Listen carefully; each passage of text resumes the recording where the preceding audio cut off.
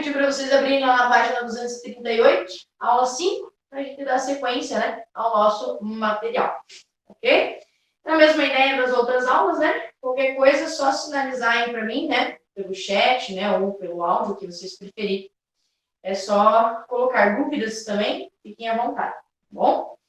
Então, a nossa aula 5, né? Ela vem falar sobre teoria dos conjuntos, certo? Ela vem falar sobre teoria dos conjuntos para nós. Para iniciar, né, essa questão da teoria dos conjuntos, a gente precisa primeiro entender o que é um conjunto, né? A nossa noção de conjunto. Ali ele coloca para vocês como noção intuitiva, né? Por que noção intuitiva? Uma vez que o conjunto ele não tem definição, vamos dizer assim, né? Então, apenas uma noção intuitiva dele. Então, o conjunto, né, ele vem a ser aí a união, né, de objetos que tenham algo em comum, né?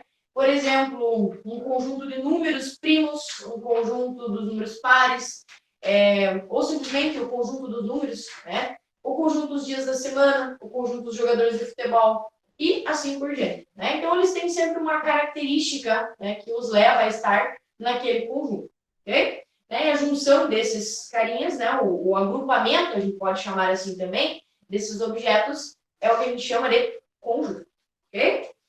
A representação, né, de um conjunto. Como eu posso representar um conjunto?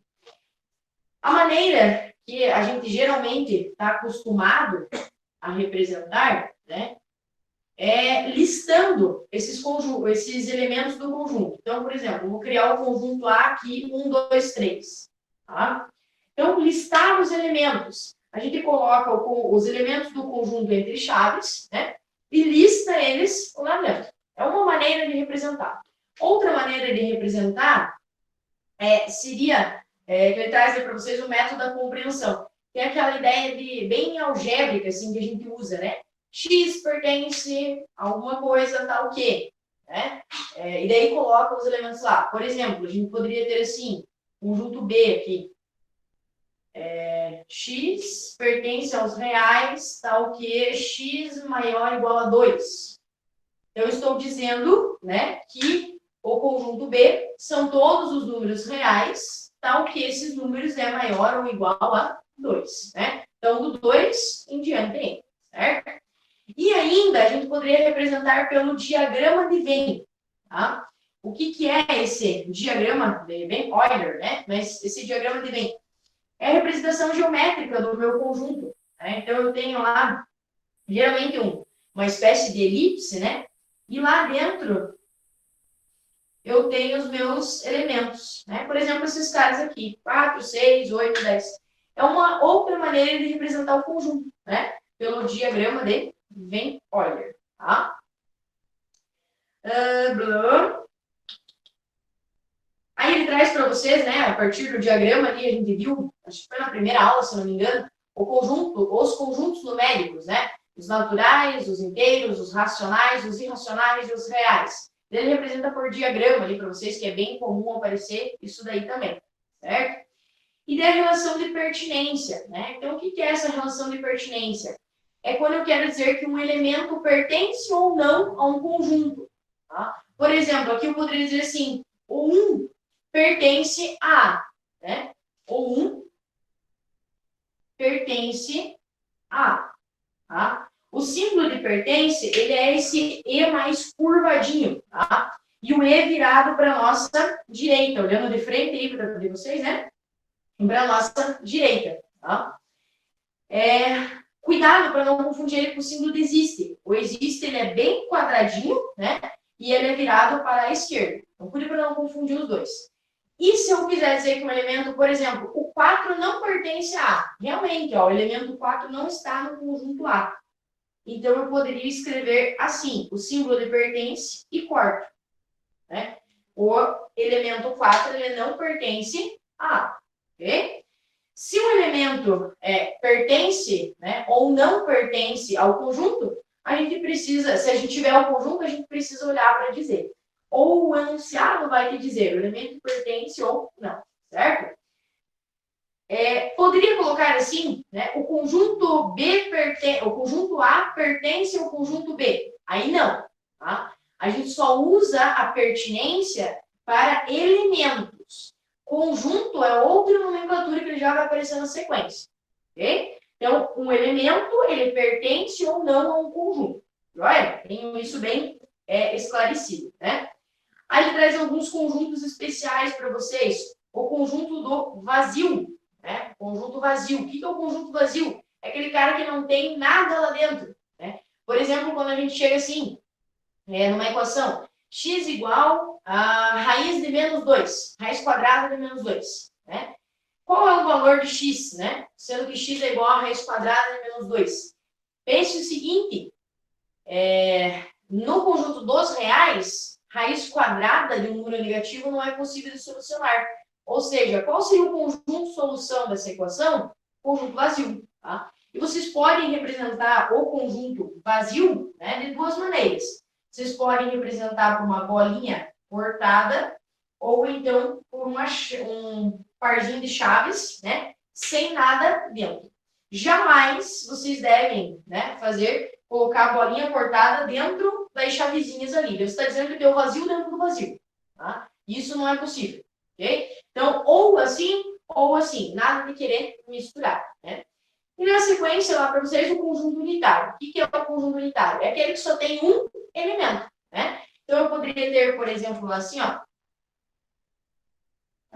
esse conjunto aqui. É o conjunto unitário, cujo elemento é 1. Tá? Ele só tem um elemento. Então, essa é a ideia do conjunto unitário. Tá? E o que nos muito interessa, as operações, né, entre conjuntos. Então, das operações entre conjuntos, ele começa com a união. Operações entre conjuntos. Isso? Vou colocar aqui completo.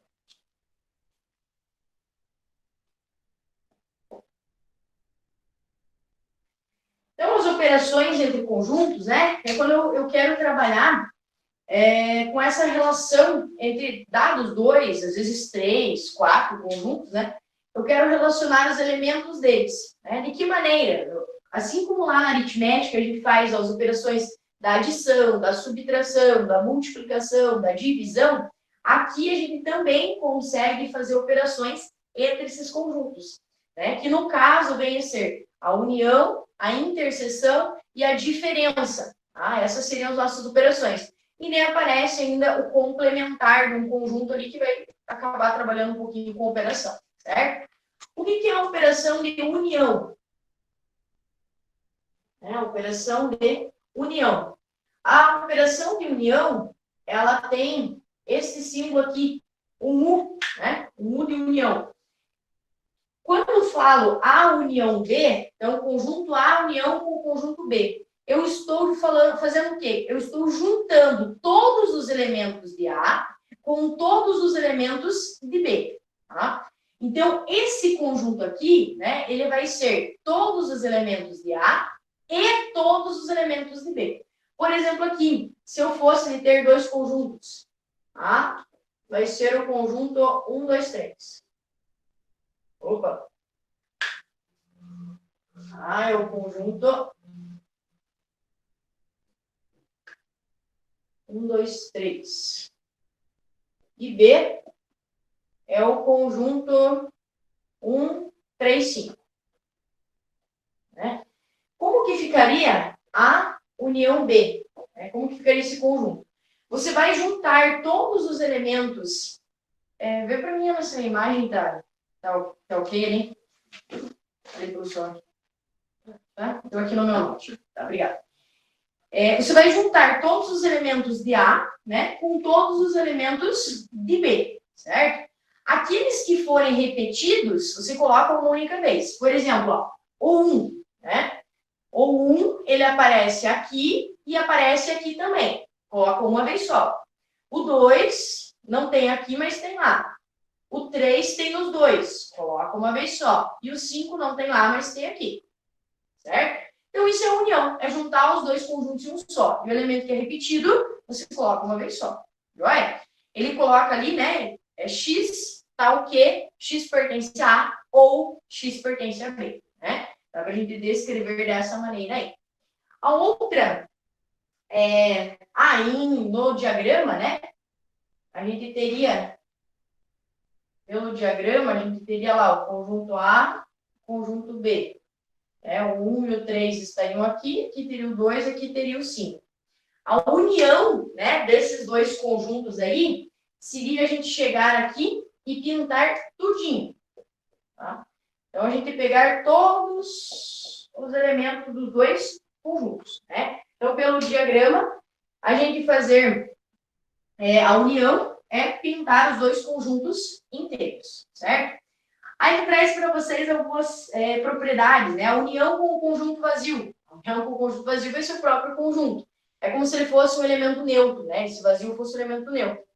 A união com o conjunto universo vai ser o próprio conjunto universo, né? Já que eu estou unindo tudo dentro do conjunto do universo, tem todos os outros. Ou seja, vai estar todo mundo lá dentro, né?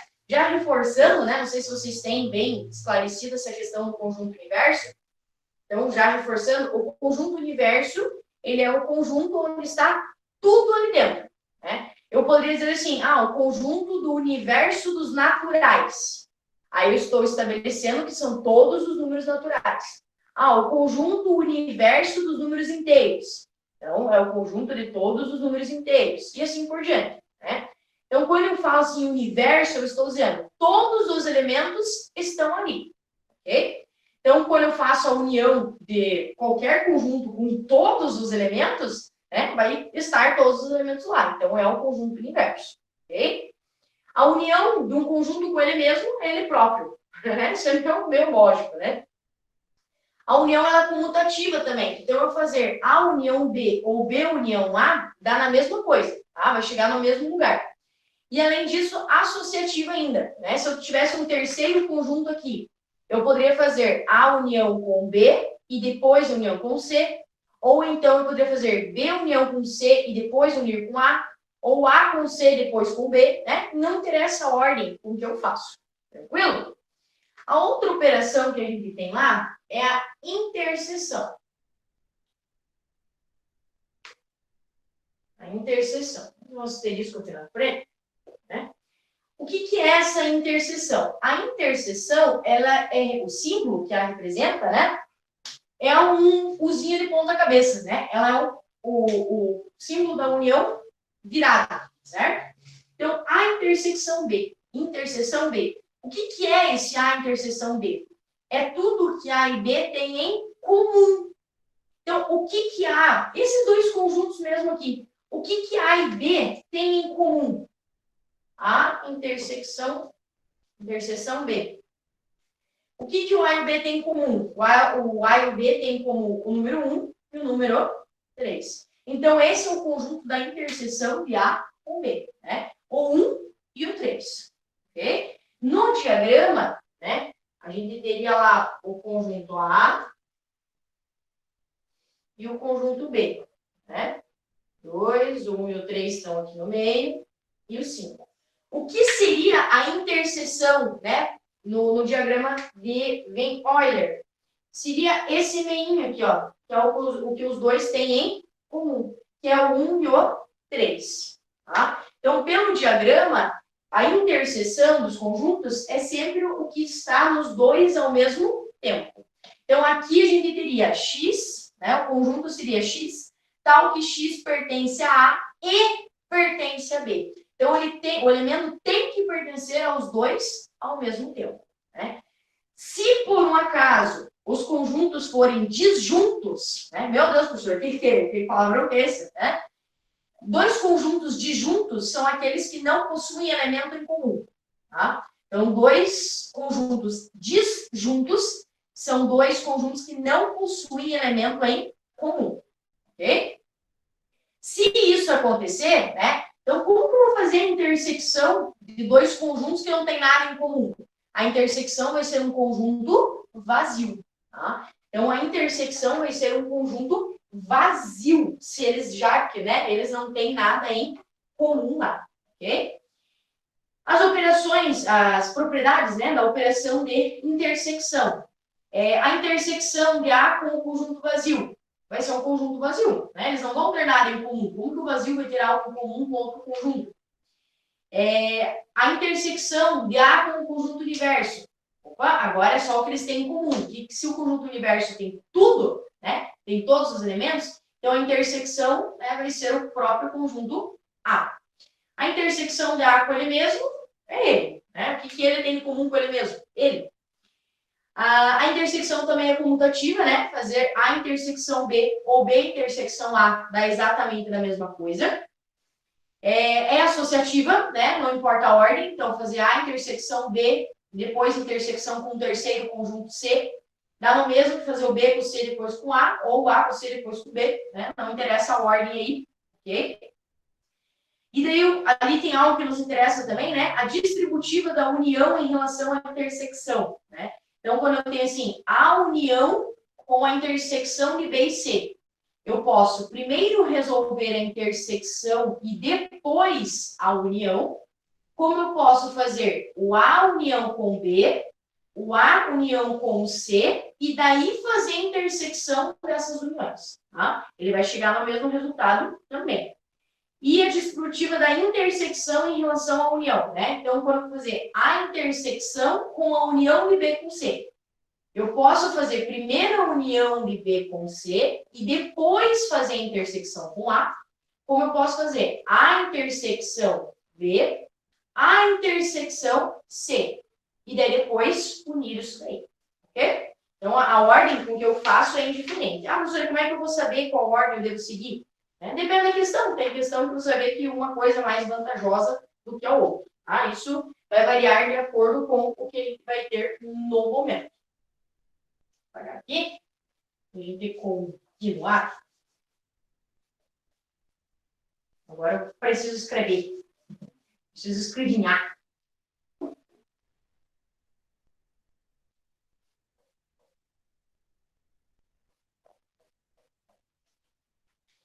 A outra operação, né, que a gente tem lá, então, é a operação da diferença.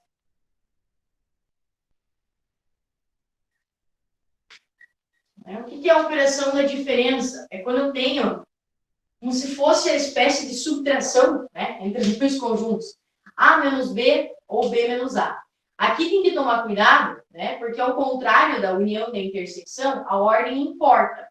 Então, eu fazer A menos B, né, é diferente de eu fazer B menos A. Então, tem que tomar cuidado com isso daí, com a ordem, né, com que você faz isso daí. O que é fazer A menos B? Né? É você achar no A o que não tem no B. Tá?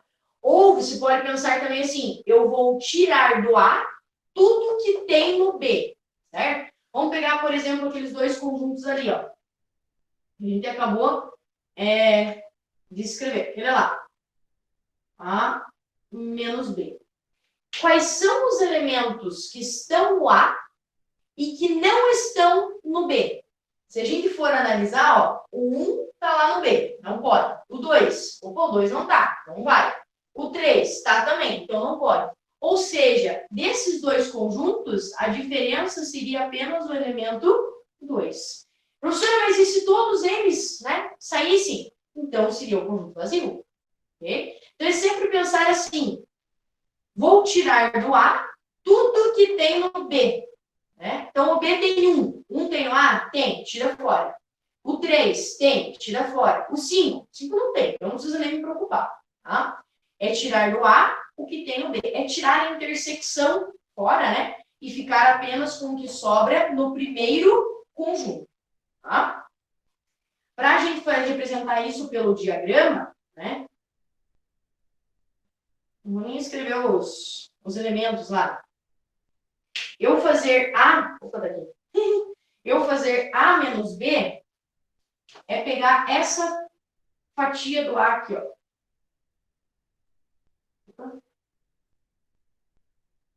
Tá? Eu fazer A menos B é eu pegar tudo que está no conjunto A e que não está no B. Ok? Professor, e se fosse B menos A? Se fosse B menos A, a gente ia fazer o contrário. Agora vamos tirar do B tudo que tem no A.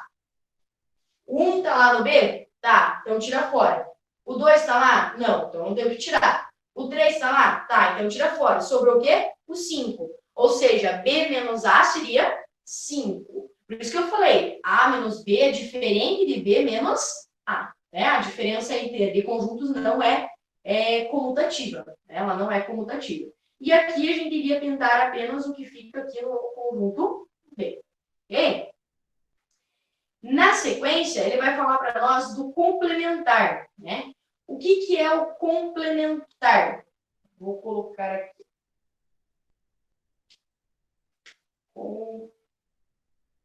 Complementar. Né? O complementar, a gente geralmente, né, representa ele da seguinte maneira. O complementar, né, deixa eu ver se ele coloca de B em A ou de A em B para vocês. Coloca de B em relação a A. Então, o complementar de B em relação a A. Tá? O que quer dizer isso, complementar de B em relação a A? A gente sempre leu de cima em relação ao de baixo. Então, complementar de B em relação a A. Complementar é aquilo que falta no B para atingir o conjunto universo, vamos dizer assim. Aqui o nosso conjunto universo seria o A. Tá? Então, eu estaria me perguntando assim, quais são os elementos que eu tenho lá no A e que eu não tenho aqui no B.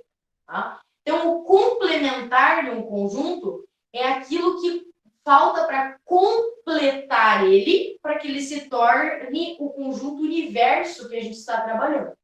Ok? E como que eu vou achar isso? Assim, ó, usando a diferença. Tá? O complementar de A em B, a gente poderia fazer assim, A menos B.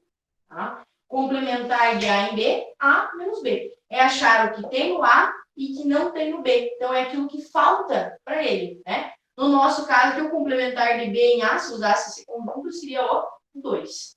Se eu trocasse o A com o B de lugar, aí eu iria ler o complementar de A em B. E daí já seria o 5. Okay? Então, bastante cuidado na hora de ler. A gente sempre lê o complementar do de cima em relação ao de baixo. Né? Qual a operação que eu faço para achar, né, o complementar? O de baixo menos o de cima. Tá? Ter essa jogada aí, senão vai acabar confundindo e não vai dar certo. Né?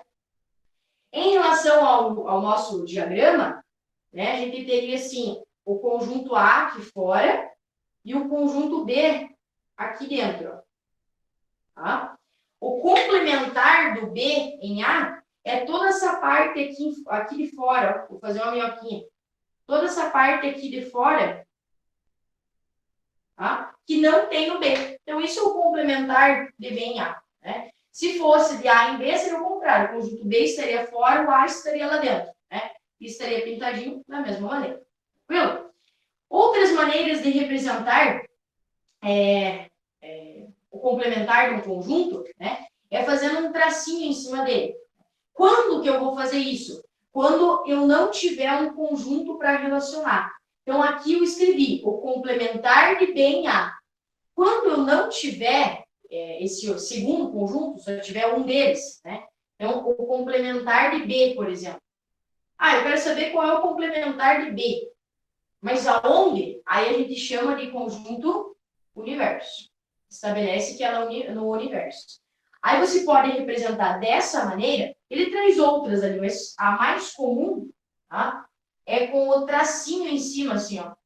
Tá? Esse tracinho em cima, né, do conjunto está indicando o complementar do conjunto B.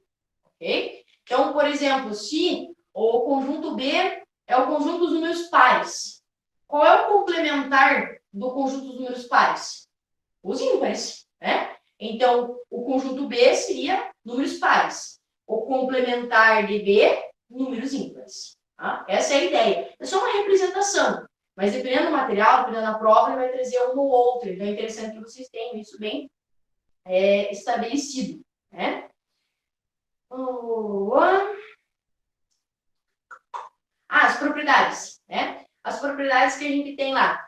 O complementar do conjunto vazio é o universo. Né? O que falta no vazio? Tudo. Então, o universo.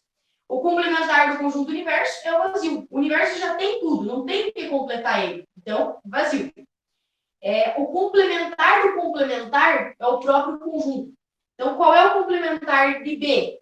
Esse aqui. Qual é o complementar do complementar de B? Volta no conjunto, né? O complementar do complementar seria o que falta no complementar, é o que já estava no conjunto. Então, ele se anula, né? Essa operação aí, ok? E em questão da pertinência dos elementos, né? Se um elemento pertence ao conjunto A, então não pertence ao seu complementar. E se ele pertence ao complementar do A, não pertence ao A. Tá? Tem que ter isso bem claro, né? Não tem como ele estar nos dois ao mesmo tempo. Joia? E daí a gente tem também o que ele chama ali de diferença simétrica, né? Não é assim tão comum aparecer essa diferença simétrica, mas já que ele faz o comentário ali, né? Vamos falar sobre ela, não custa nada. Vou parar aqui só um pouquinho.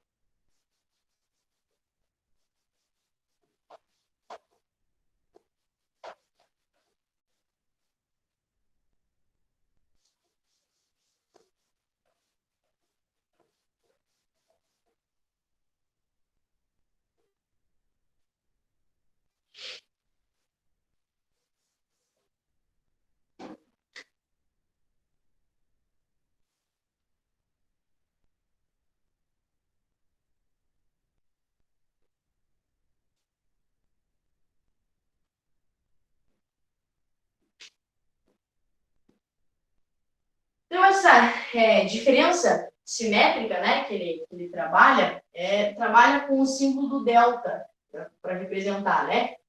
A diferença com B, esse delta representando a diferença simétrica.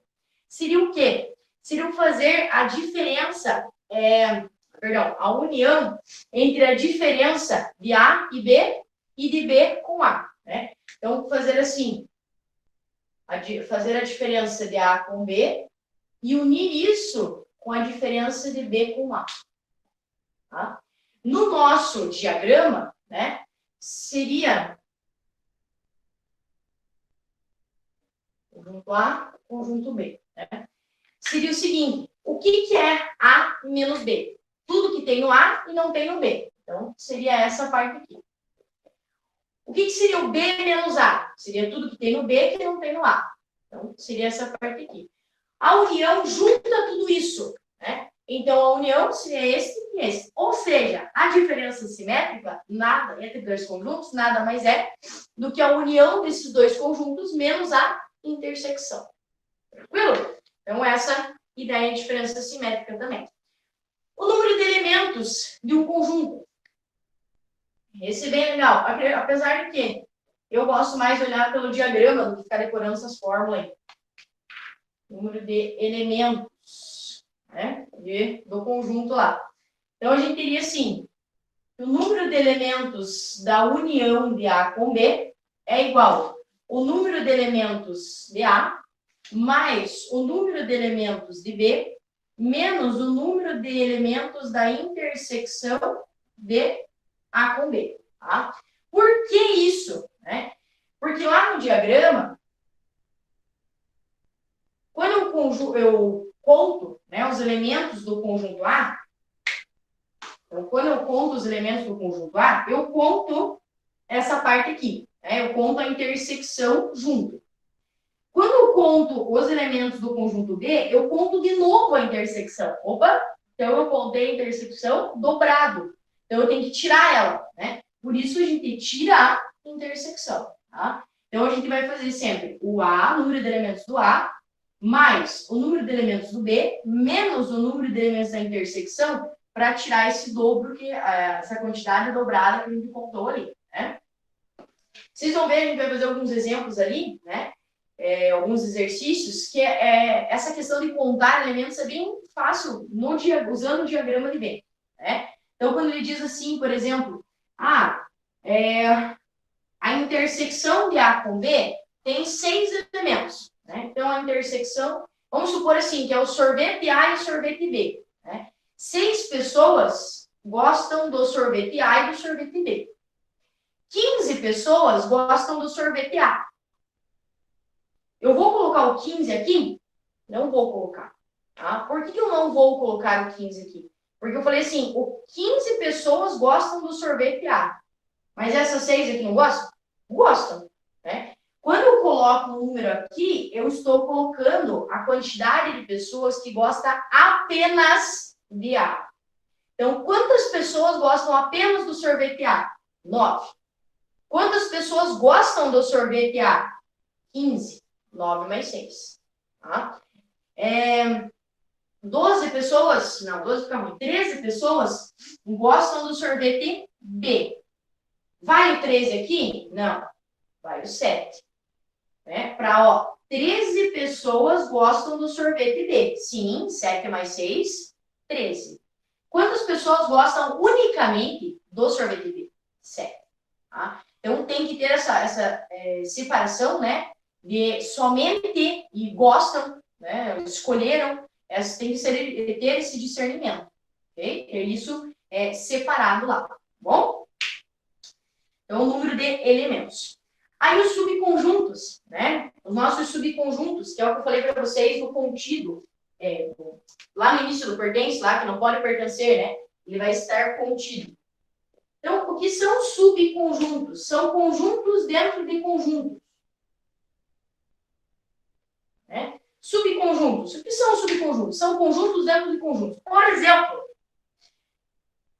o conjunto dos números inteiros. Dentro do conjunto dos números inteiros, eu posso ter o subconjunto dos números pares. Eu posso ter o subconjunto dos números ímpares. Eu posso ter o subconjunto dos números primos. Eu posso ter o subconjunto dos números positivos. Eu posso ter o subconjunto dos números negativos. E assim por diante. Tá? Então, o subconjunto é um conjunto que está dentro de outro. Tá? E quando isso acontecer, a gente vai usar o símbolo de contido, ó, A contido em B. Tá? A contido em B. Eu estou dizendo que A é um subconjunto de B. Se eu quiser, né, se eu pretender falar que A não está contido em B, mesma ideia do pertence. Faz o símbolo do contido e corta. Tá? Ou eu posso também usar aqui B contém A. Tá?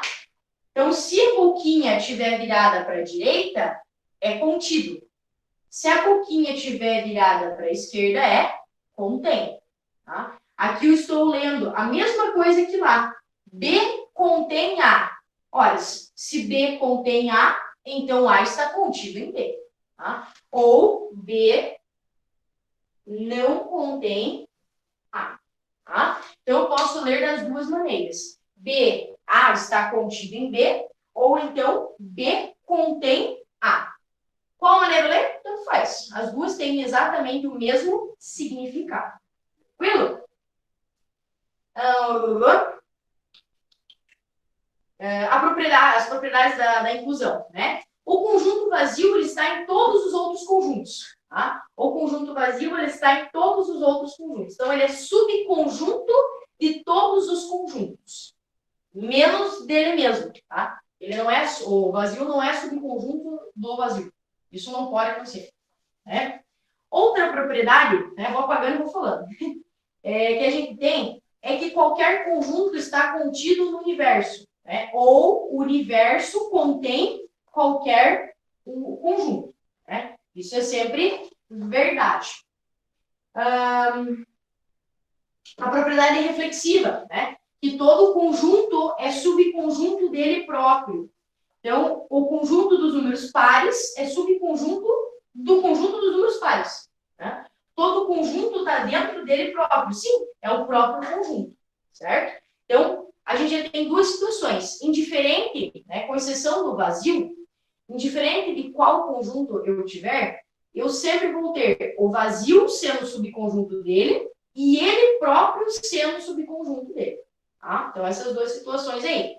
Nós já vamos falar delas de novo. Questão de transitividade. Diga. O que significa esse A de ponta cabeça ali? Para todo. O conjunto vazio está contido no conjunto A para todo conjunto A. A Ana perguntou o que significa esse A no ponta cabeça aqui, ó. Tá? A gente lê ele como para todo. Então, ele escreve assim, o conjunto vazio está contido em A. Para todo conjunto A. Quer dizer o quê? Para qualquer conjunto, o vazio sempre vai estar lá dentro, né? Desde que o A não seja o próprio vazio. Ok? Para todo. Essas simbologias aí, olha, para você memorizar, vai longe. A transitividade, né? Então, se eu disser assim, o A está contido no B e o B está contido no C. Se o A está contido no B e o B está contido no C, então o A está contido no C. Né? É transitivo. Eu posso fazer essa transição sem problema nenhum. Né? Se o A está dentro do B e o B está dentro do C, então claro que o A também está dentro do C. Né? A igualdade de conjuntos, né? Se eu disser assim, o conjunto A está contido em B e o conjunto B está contido em A. Ora, se o único jeito, né, de o conjunto estar dentro do outro e este outro está dentro desse primeiro, é que eles sejam iguais, né? Como que você vai colocar, né? Você vai dizer assim, o conjunto, vou representar pelo diagrama que é mais fácil, né? O conjunto A, ele está contido dentro do conjunto B. Como que você vai dizer agora que o B está contido dentro do A? Ele está por fora, né? Se eu colocar, então, vamos colocar o B aqui dentro, professor. O B vai estar aqui. Mas se o B está aqui, então o A não está contido em B, porque o A está por fora. Então, o único jeito de A estar contido em B e B estar contido em A, né, é que eles sejam iguais, né, que eles tenham os mesmos elementos. Ok?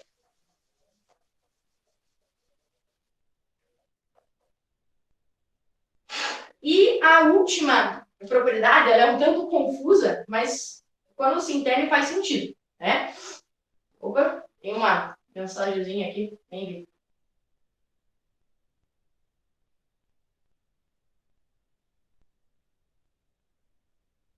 Prof, esse A ao contrário, o para todo ali, também pode ser lido como qualquer que seja. Eu nunca vi esse qualquer que seja, mas para todo, qualquer que seja, para todo A, qualquer que seja, ele tem a frase tem a mesma entonação, parece que tem o mesmo significado, né? Eu nunca ouvi a leitura, né, desse ao contrário, eu nunca ouvi a leitura do para qualquer que seja, né? Qualquer que seja. Mas a frase faz lembrar o para todo. Então, se quiser ler assim, se facilitar ler assim, pode, né? Não tem grandes problemas. Mas o convencional, o padrão, vamos dizer assim, a gente lê para todo, tá? É o mais... É tipo quando a gente faz esse aqui, né? Tal que, a gente lê. Não, esse aqui é tais que. Esse aqui é o tal que, tá? É umas gelagens, enfim, assim, sabe? É uns negócios que a gente entendeu, né? Só que o formal né? Então, dá, né? O Danilo pode ler, se quiser ler assim, não tem problema nenhum, ok? Mas o formal é para tudo. Joinha? A contrapositiva, né? Então, ele diz assim, que se A está contido em B, né? Isto implica dizer que o complementar de B está contido no complementar de A. Senhor, se eu digo que A está contido em B, A está contido em B. Tá? O A está contido em B. Então, o complementar do B está contido no complementar do A. O que é o complementar do B? É o que não tem no B. Né? O que não tem no B. O que é o complementar do A? É o que não tem no A. Ora, se o A está contido no B, então o que não tem no B não pode estar no A. Eu ia fazer com o diagrama, mas acho que vai ficar pior ainda. O que tem no B, no complementar do B, não pode ter no A. Né? Pense assim, que se eu digo que o complementar do B está aqui, o complementar do B está dentro do B, isso não pode acontecer. Né? O complementar de B é o que não tem nele. Ou seja, o complementar do B não pode estar contido em A. Mas se ele não pode estar contido em A, ele vai estar contido aonde? No complementar de A. Tá? Como eu falei, ele é um tanto confuso pensar nessa ideia, mas quando você entende, faz sentido. Tá? A está contido em B. E o complementar do B está onde? Não pode estar no A, por causa dessa condição, né, da transitividade. Se tiver aqui, está lá. Se não pode estar no A, tem que estar no complementar de A. Ok? De nada, Danilo. É isso mesmo. Tendo dúvidas, vão perguntando aí que a gente vai esclarecendo.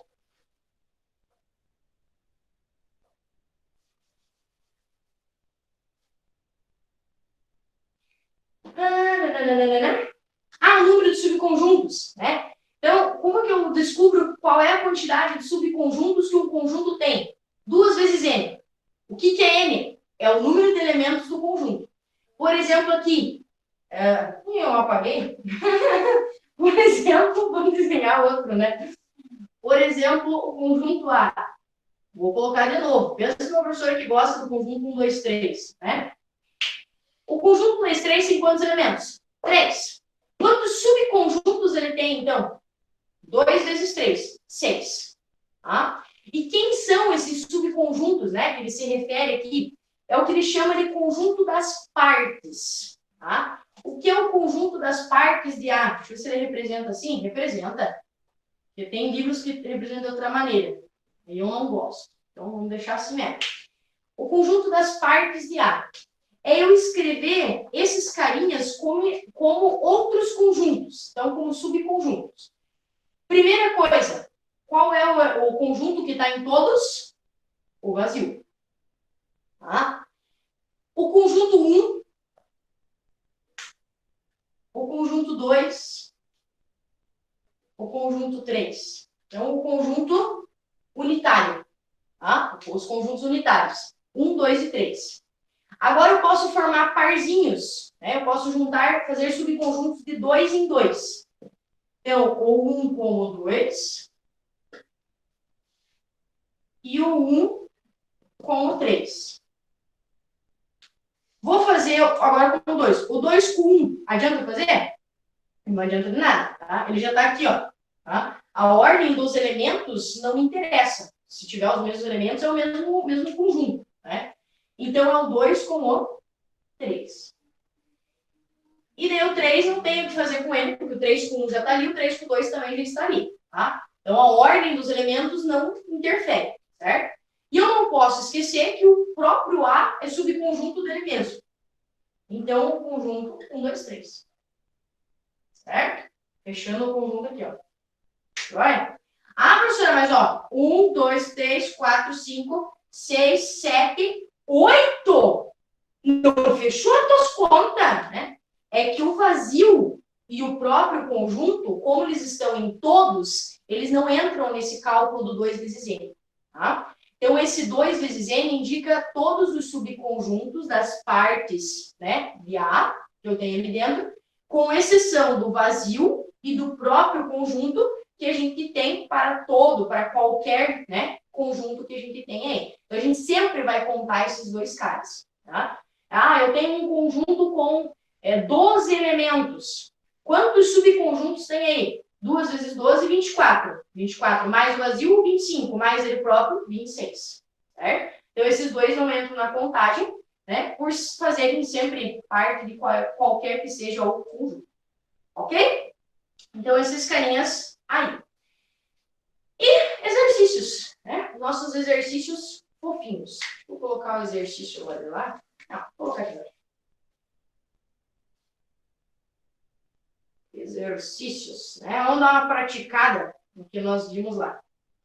O exercício número 1, ele é unicamente, né, de análise de desenho, de interpretação. Não tem muito que a gente ficar debatendo ele, né?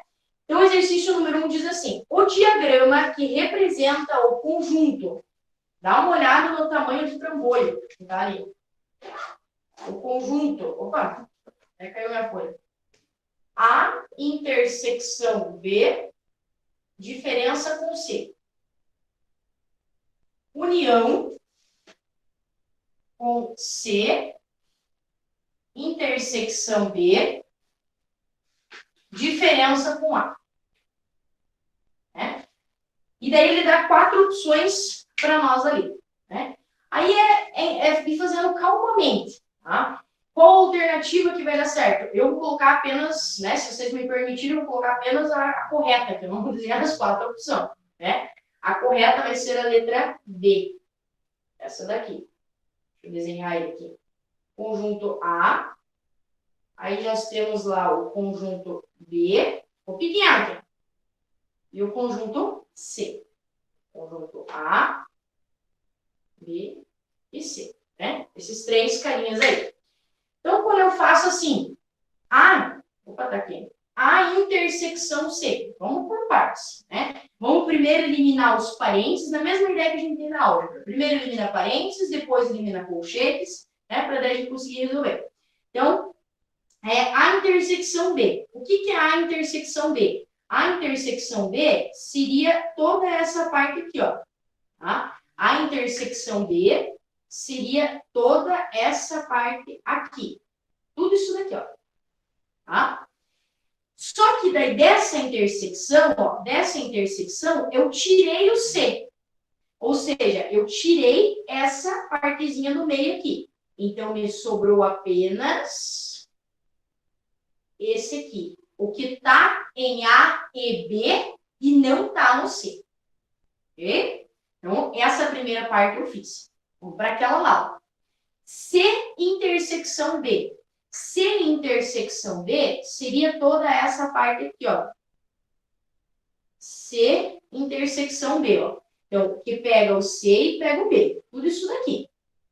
Dessa intersecção, eu tenho que tirar o A. Então, qual parte dessa intersecção que está o A? Esse meinho. Então, esse meinho não cola. Então, é só essa partezinha aqui. O que é a união, né, desses dois conjuntos? A união desses dois conjuntos é juntar tudo que tem um e tem outro. Ou seja, é essa pintura aqui mais essa pintura aqui, que fecha no desenho da letra B. Tá? Então, somente interpretação, né, do que está escrito, transformando em diagrama. Right? Então, sempre vão fazendo com calma quando se depararem com isso.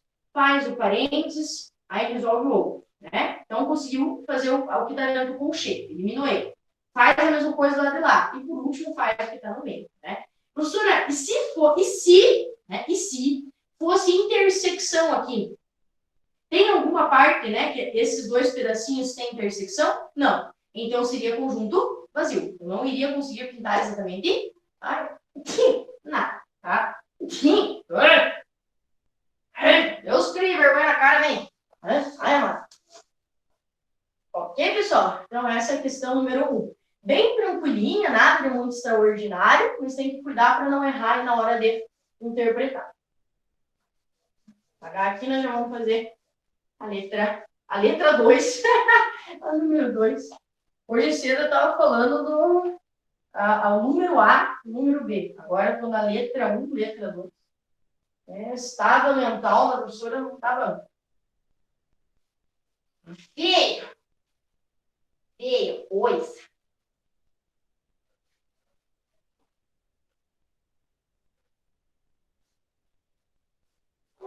Tá, bastante, mas tá bom. Número 2. Mais feio.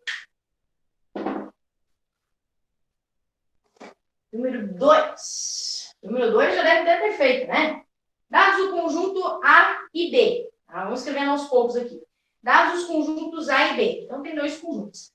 A intersecção de A com B é os elementos B e D. Ou seja, né, os elementos B e D, a gente já tem certeza que está no conjunto A e está no conjunto B. Né? A união desses 2 conjuntos, a união B, dá os elementos A, B, C, D e E. Criativo igual eu com o meu conjunto 1, 2, 3. Né?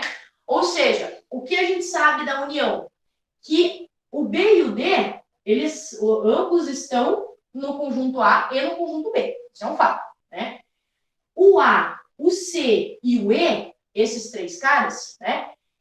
Eles podem estar ou no A ou no B. Tá? Mas, professor, por que eles não estão no A e no B? Porque se eles estivessem no A e no B, eles estariam aqui na intersecção. Então, A, C e E, eles estão ou no A ou no B. Pode ser que o A esteja no B, o C e o E estejam no A, né? Sei lá o que pode acontecer. Continuamos. E B menos A, a diferença de B com A, é o elemento Azinho. Né? O conjunto B é igual.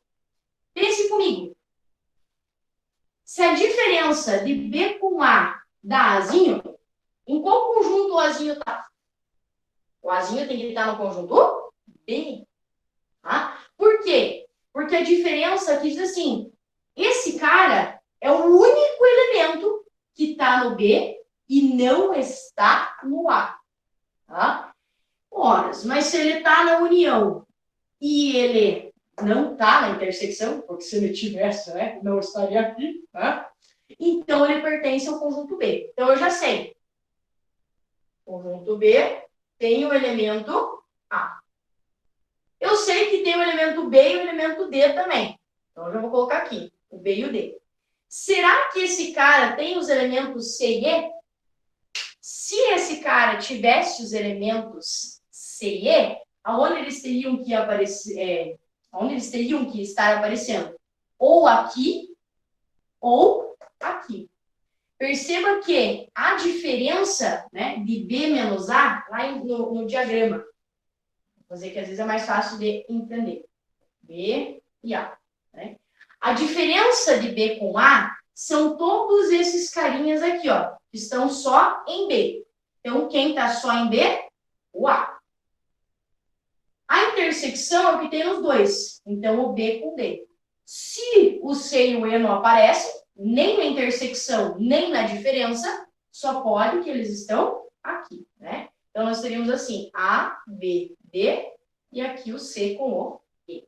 Tá? Totalmente interpretativa essa questão, né? Interpretar o que ele está dizendo. Ok? Então, essa é a questão número 2. Questão número 3. Vamos lendo, e vamos te dar uma olhadinha na hora? Tranquilo. Vamos lendo e vamos resolvendo. Tá? Vamos usar o diagrama nessa aí que fica um pouco mais fácil a gente conseguir entender. Então, diz assim, em 2012, foi realizada uma pesquisa de mercado sobre a preferência de 300 alunos do Instituto Federal lá por 3 produtos, P1, P2 e P3. Vamos desenhar os 3 conjuntos já.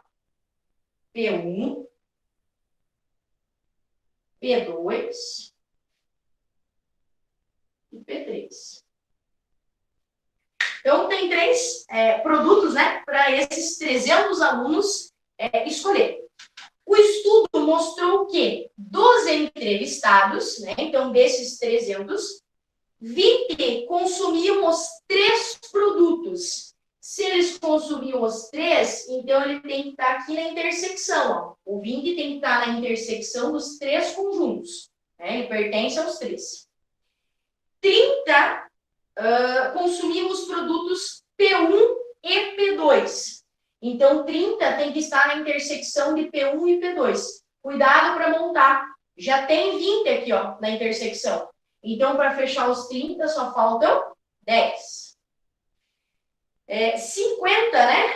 Consumiam os produtos P2 e P3. Então, a intersecção de P2 com P3 aqui, ó. 50. Porém, 50? 50. Porém, 20 já está lá. Então, aqui vai 30. Aí, fecha 50. E 60 consumiam os produtos P1 e P3. Mesma ideia, ó. P1, P3, 60. 20 já está ali. Então, aqui é 40. Aí, fecha os 60. Ok? 120 consumiam o produto P1. Né? 120 consumiam o produto P1. Perceba que o conjunto P1 tem 120 entrevistados. Mas aqui eu já tenho 10, 20 e 40. Então, 10 mais 20, 30. 30 mais 40, 70. 120 menos 70, 50. Então, 50 pessoas, 50 entrevistados, né, consumiram apenas P1. Né? Quantas consumiram P1? 120. 50 mais 40 mais 20 mais 10. Aí ele afirma que 65 consumiram o produto P2. Mesma coisa, 65 consumiram P2. Mas aqui já tem 30, já tem 20 e já tem 10. 30 mais 20, 50, mais 10, 60. Então, aqui, para fechar os 65, faltam 5. Né? Então, coloca 5 lá. Continuemos. Considerando que todos os entrevistados deram preferência a pelo menos um dos produtos. Ou seja, nós não temos nenhum entrevistado que ficou aqui fora, ó, tá? Porque a gente pode ter, né? A gente tem aqui em volta o conjunto dos entrevistados. Ó. Aqui tem 300, né? Aqui a gente tem 300, que é o conjunto dos entrevistados. Ele afirma para nós que todos escolheram pelo menos um. Por que ele fala pelo menos um? Porque tem 20 que escolheram os 3, tem 10 que escolheram 2, né? E assim por diante. Agora, nenhum, né? Colocar um conjunto aqui fora com nenhum, não tem ninguém. Ok? É correto afirmar que, olha a letra A, né? Se você não leu corretamente, já tomamos olha. 15 entrevistados não consumiam nenhum dos produtos. Ele acabou de escrever no enunciado, né, que não tem ninguém que não consome nada. Todo mundo consome alguma coisa. Então, letra A não pode ser. Letra B, 20 entrevistados consumiam somente o produto P2. Mentira! 5 entrevistados consumiam apenas o P2. Letra C, 145 entrevistados consumiam somente o P3. E que desgraça, não encontramos o P3. Temos que encontrar, vamos ver se fecha. Vamos somar todo mundo aqui e ver o quanto falta para 300, né? O que faltar está aqui no P3. 50 mais 10. Vamos somar no meio. 50 mais 50, 100, 155. 155 para 300, 145. Olha que maravilha! Que beleza, né? Então, é a letra C. Ok? A letra C é a correta. Se analisar a letra D, né? 70 entrevistados consumiam o produto P1 e P2, mas não consumiam o P3. Né? Mentira, são somente 10. E 20 consumiam somente o produto P1. Mentira, são 50. Tá vendo? Então, é só analisar. Eu gosto bastante, pessoal, de usar o diagrama para fazer essas análises quando eu falo em contagem, né? De conjuntos aí, união, intersecção e tal. Eu gosto bastante de usar o diagrama porque ele facilita a nossa interpretação. Ok? Já, enquanto eu apago aqui, vamos fazer o número 4, ó. Já passo ela para vocês verem se dá boa. Aí se eu errar, também você já me corrige.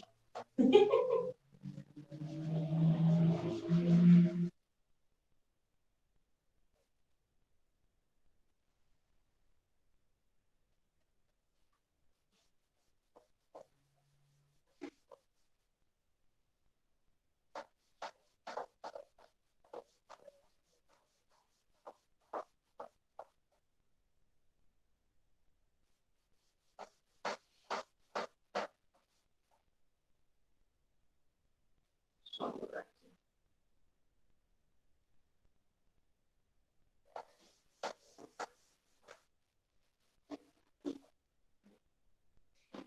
Questão número 4.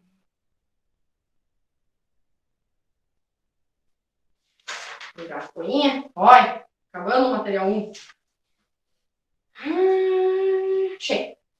Questão número 4. Vou colocar ela aqui. Questão número 4 também a gente consegue resolver ela usando o diagrama. Em uma enquete sobre a leitura dos livros selecionados para o processo seletivo, numa universidade de determinada cidade, foram entrevistados 1.200 candidatos. Né? Então, a gente tem que o total aí é 1.200. Destes, 563 leram Você Verá, de Luiz Vilela. 861 leram O Tempo é um Rio que Corre, de Elia Luft, sei lá se fala. 151 leram Exílio, também da Lia não sei das quantas. 365 leram Você Verá e O Tempo é um Rio que Corre. 37 leram Exílio e O Tempo é um Rio que Corre. 61 leram Você Verá e Exílio. 25 candidatos leram as 3 obras e 63 não as leram. A quantidade de candidatos que leram apenas O Tempo é um Rio que Corre equivale a... Não entendi porca nenhuma, eu também não. Vamos para o diagrama. Vamos colocar aqui. São 3 livros, então vamos criar 3 bolinhos. Você verá. Vou colocar aqui, ó. Você verá. Tá? O outro, O Tempo é um Rio que Corre. Vou colocar rio. E o outro é Exílio. Vou colocar Exílio. E outra opção? A gente sabe que aqui em volta, né? A gente tem o total, o conjunto que engloba o total de entrevistados. Então, aqui tem 1.200, certo?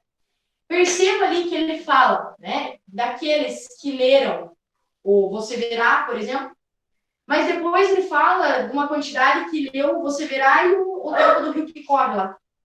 Mas teve também aqueles que leram os 3.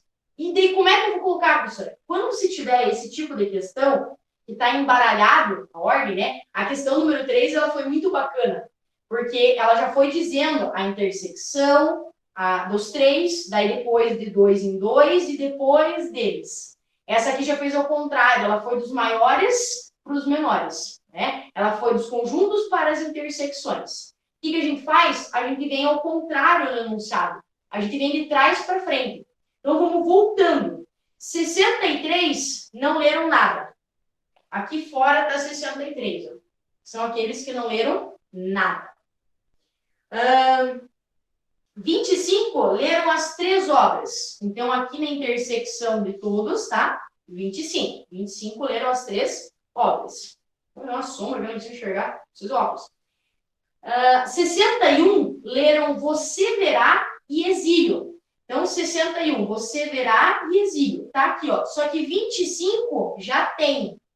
Se 25 já está ali, então aqui vai estar 61 menos 25, né? 11 menos 5, 6.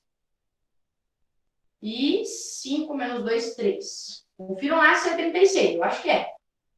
Sabe, né, que essas ordens de supressão não sai direito. Aí para cima ele fala, voltando mais um pouco, 37 leram Exílio e O Tempo é um Rio que Corre.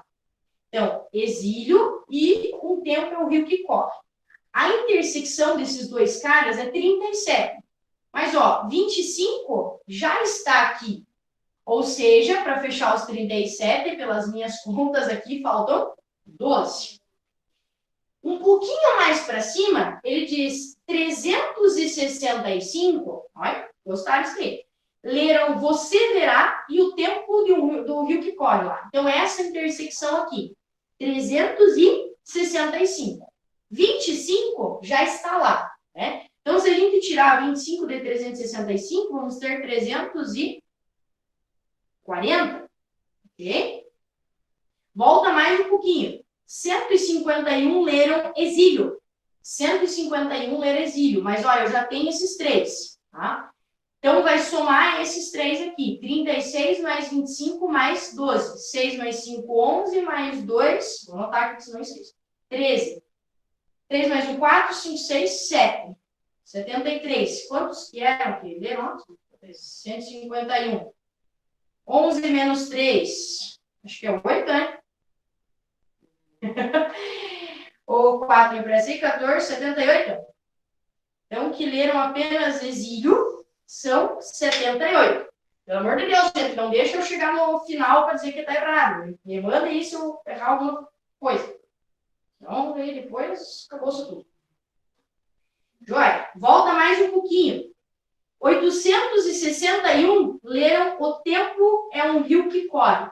Então, aqui no tempo aí, no conjunto inteiro, tem que ter 861. Mas já tem esses 3 carinhas lá. Então, já tenho 340, o 25 e o 12. 7, 4, 5, 6, 7, 3. 377.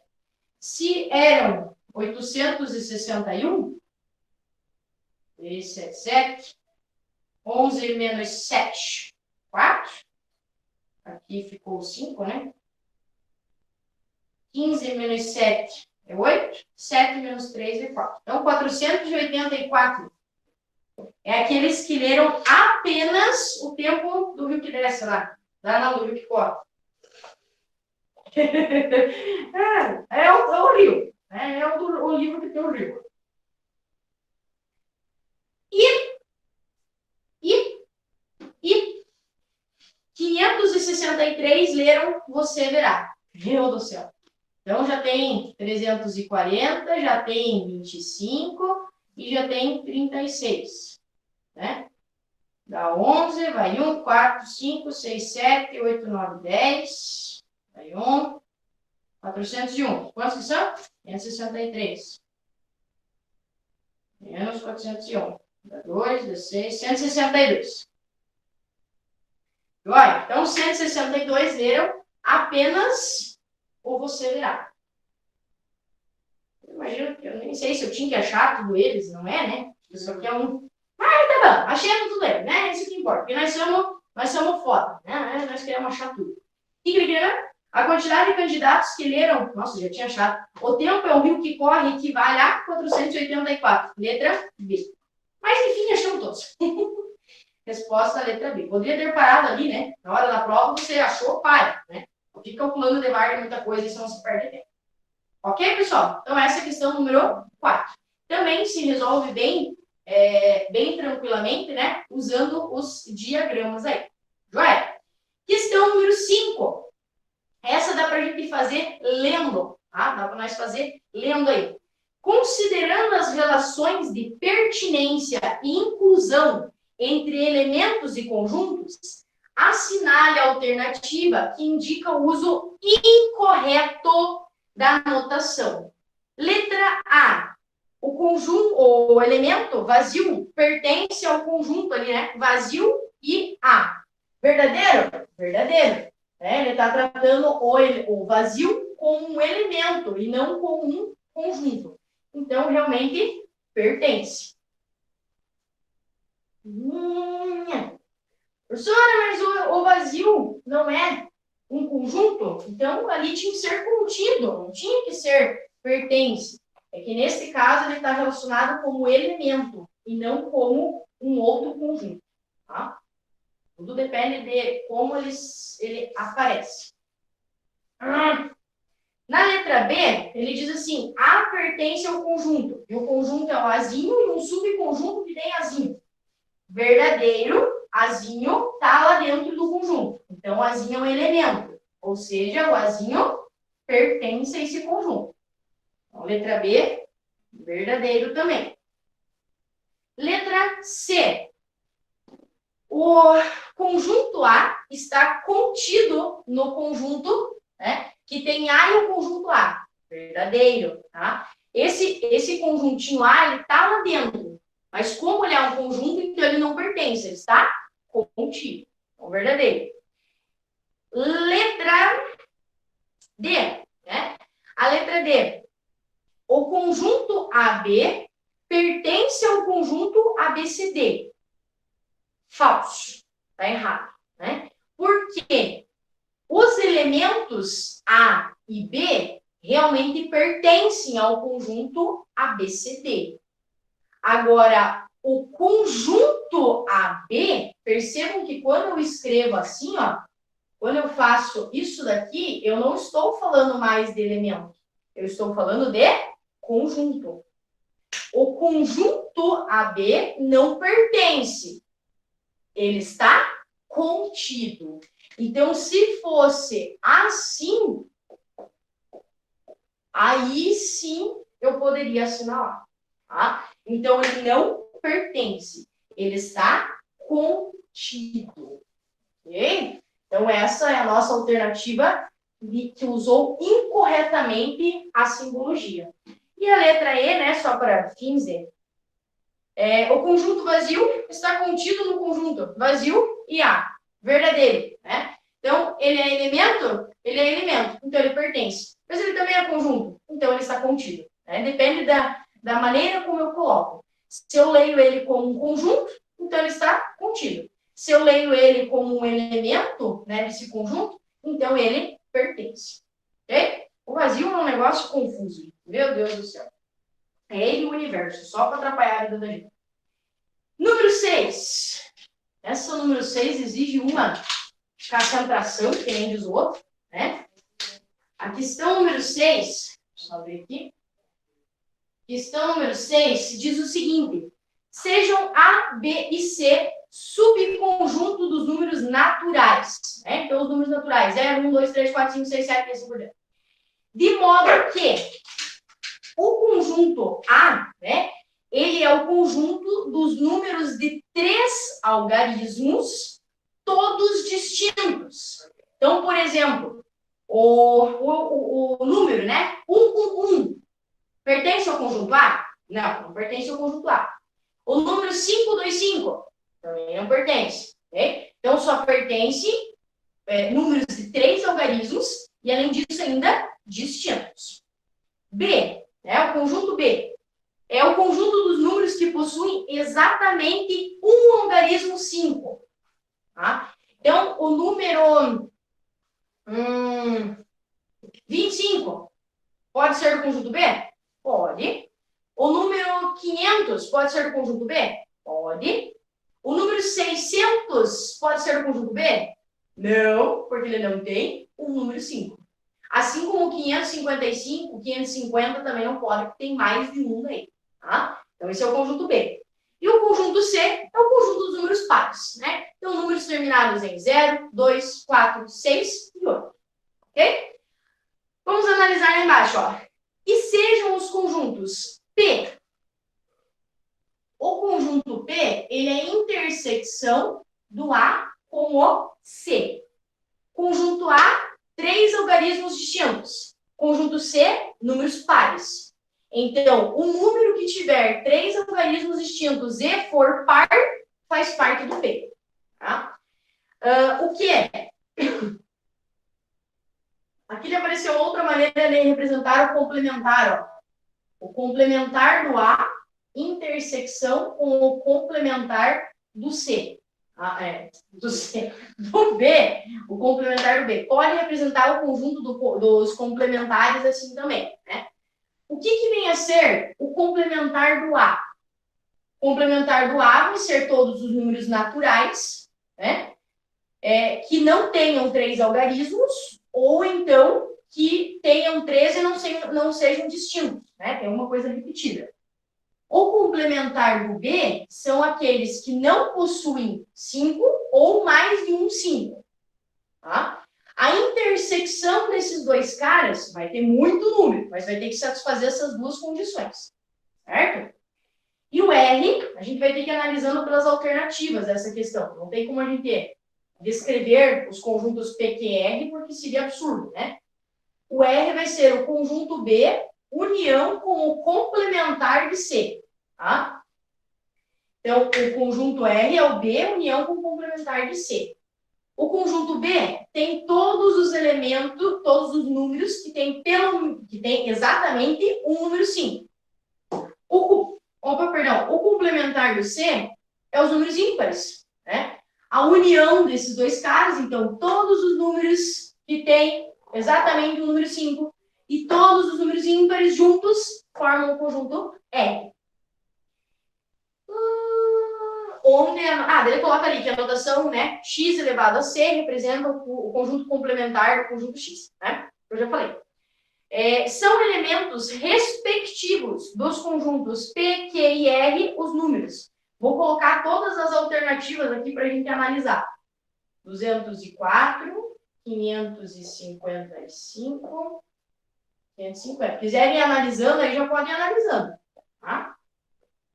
972, 1234 e 500. Letra C, 1234, 505, 5.555. E letra D, 204, 115, 550. Então, vamos analisar. Como ele fala assim, que são os elementos que são os elementos respectivos dos conjuntos P, Q e R, né? Então, primeiro aqui, ele tem que ser, esses primeiros têm que pertencer ao conjunto P. Qual que é o conjunto P? A intersecção C. Quem que é a intersecção C? Conjunto A, 3 algarismos distintos. Conjunto C, par. Então, eu tenho que olhar para esses 3 primeiros caras aqui e olhar, ó, esse cara aqui já tem 4 algarismos. Então, o C já não serve. Pode tirar fora, tá? Esse cara aqui, o 204, serve? 3 algarismos distintos? Sim. É par? Sim. 972, mesma ideia. E o 204, mesma ideia. Então, agora vamos para o quê? Complementar do A. O que é o complementar? Complementar do A. Um número que não tenha 3 algarismos distintos, né? Então, que não tenha 3 algarismos distintos. Poderia ser... A B a gente já não delimita porque não são pares. Conjunto C... Não, o número é par. O número é par. 972 é par. Ah, gente, não, o número inteiro é par. 555 faz parte do complementar de A.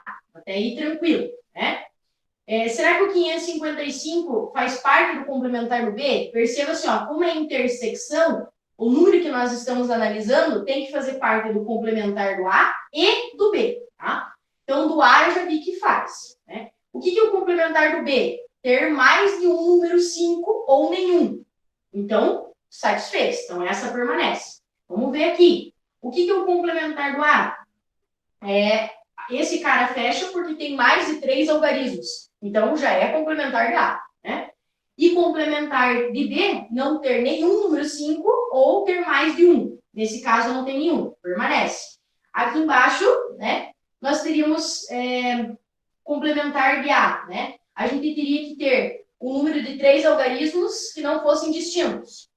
Fechou, né? 1 e 1 se repetiu. Complementar do B tem que ter nenhum número 5 ou mais de um. Opa, tem apenas um número 5. Então, a letra D caiu fora também. E o último, né, que é o R. Esse cara que vai dizer se é a letra A ou se é a letra B. R é a união do conjunto B com o complementar de C. Tá? Então, esse último número, ou ele pertence ao conjunto B, ou ele pertence ao complementar de C. 550 pertence ao conjunto B? Não. Para pertencer ao conjunto B, tem que ter exatamente um número 5. Então, não pertence. Pertence ao complementar de C? C é o conjunto dos números pares. Qual é o complementar do C? Os números ímpares. 550 é o número par. Então, A foi-se embora. Vamos só para sair da dúvida, ver esse aqui, né? Esse cara, ele se encaixa no conjunto B, ó. Exatamente um número 5. Então, ele pertence ao B. Por mais que não pertença ao complementar, mas ele pertence ao B, né? Já que a união pode.